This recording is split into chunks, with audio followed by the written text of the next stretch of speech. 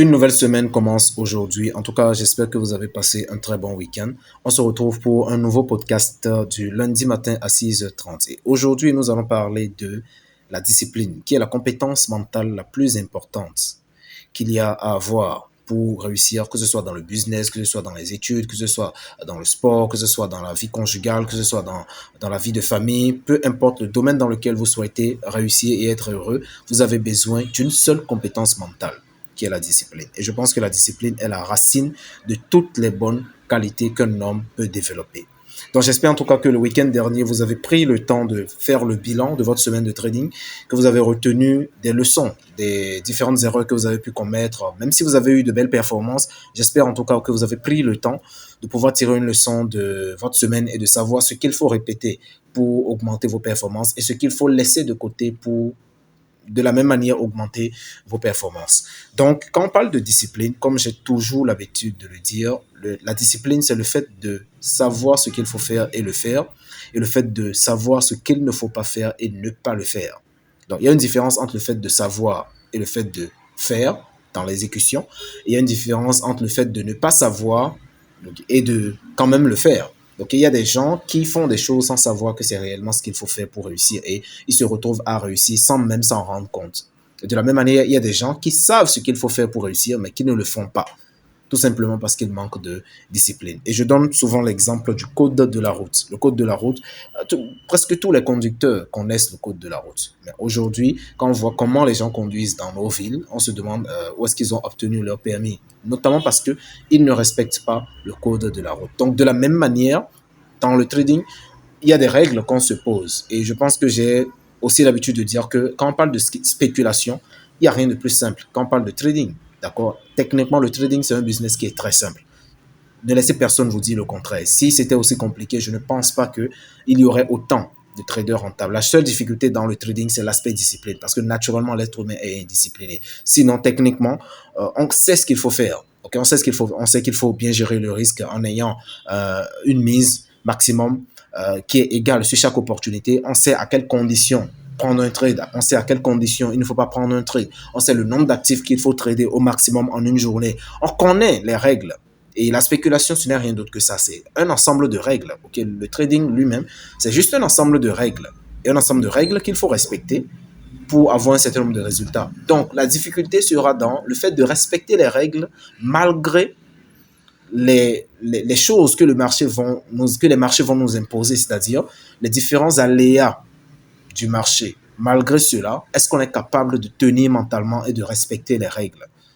Dès qu'on enchaîne 3 pets successifs, rapidement, on peut virer de l'autre côté et bousiller complètement les règles. Dès qu'on enchaîne 3 gains successifs, rapidement, on peut se sentir trop confiant et virer de l'autre côté et ne plus respecter les règles. Donc, la seule difficulté en trading, et ce qui rend d'ailleurs le métier si compliqué, c'est le fait de s'en tenir à quelques règles simples et de les respecter peu importe ce qui arrive.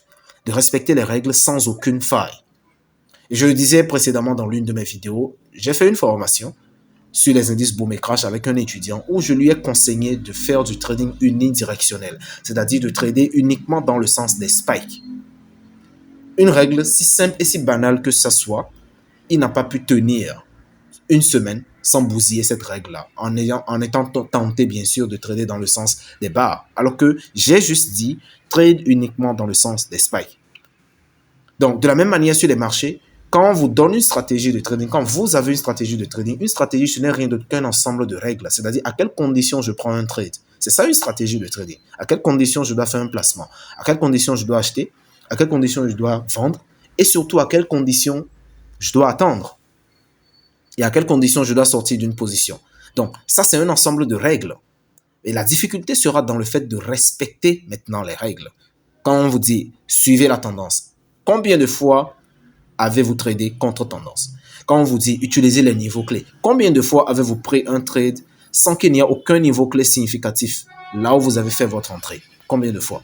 Si vous regardez votre historique, vous allez voir que vous prenez souvent beaucoup de trades avec indiscipline. Quand on vous dit par exemple, risquez tel pourcentage de votre capital sur chaque trade, combien de fois avez-vous bousillé ces règles-là? Donc si aujourd'hui, vous n'avez pas les résultats que vous voulez dans le trading, il faudra d'abord vous demander, est-ce que vous avez un système, c'est-à-dire un ensemble de règles efficaces sur les marchés? Parce que vous pouvez avoir une stratégie qui n'est pas efficace. Et si vous avez une stratégie qui est efficace, la deuxième question qu'il faut se poser, c'est est-ce que je respecte strictement ma stratégie? Est-ce que sur chaque trade que je prends, c'est un trade qui respecte strictement les conditions que je me suis posées?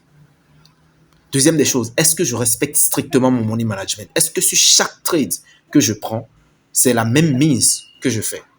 Est-ce que chaque stop loss que je touche a approximativement la même valeur? Est-ce que je ne risque pas 5 dollars sur un trade pour risquer 20 dollars sur le prochain trade? Est-ce que je ne risque pas 20 dollars sur un trade pour risquer 100 dollars sur le prochain? Est-ce que je garde la même mise sur chaque position? Est-ce que je trade pendant la durée que je me suis fixé en une journée? Par exemple, vous avez un temps de concentration de 10 minutes ou du moins de 2 heures de temps.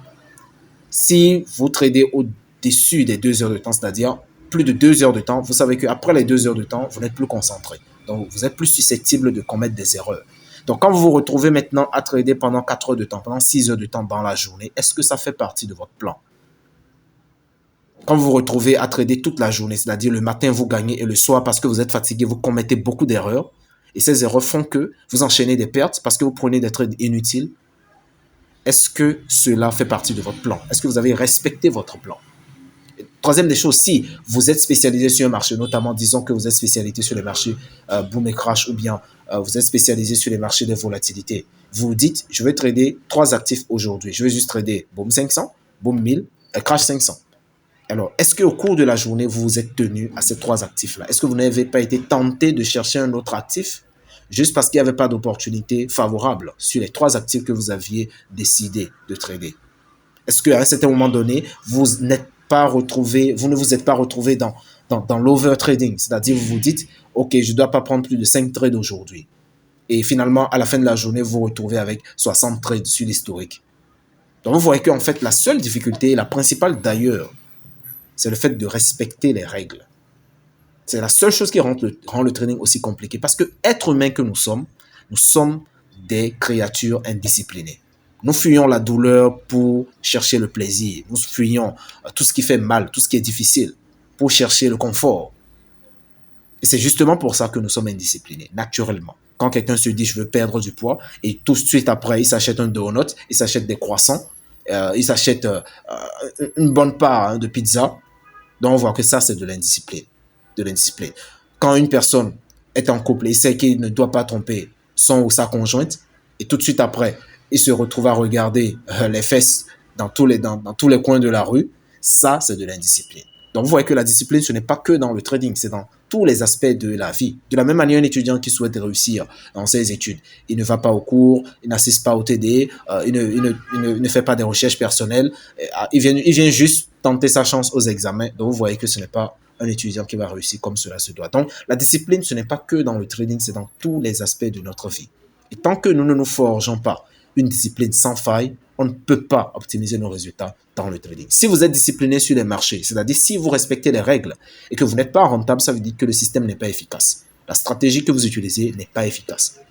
Ou du moins, ça ne répond pas correctement au comportement du marché. Ou bien, il y a une faille dans le système. Mais si vous avez un système efficace et que vous n'êtes pas rentable, ça veut dire que c'est juste l'indiscipline. Donc, essayez de voir sur quel aspect vous devez travailler cette semaine pour optimiser vos résultats dans votre trading. C'était tout pour aujourd'hui. Si vous souhaitez booster davantage votre apprentissage, descendez dans la description de ce podcast pour retrouver tous les liens qui vous permettront de contacter notre académie et travailler avec nous pour booster votre business. En attendant, je vous souhaite à tous une excellente semaine, beaucoup de profit, beaucoup de bleu et surtout, restez focus et discipliné.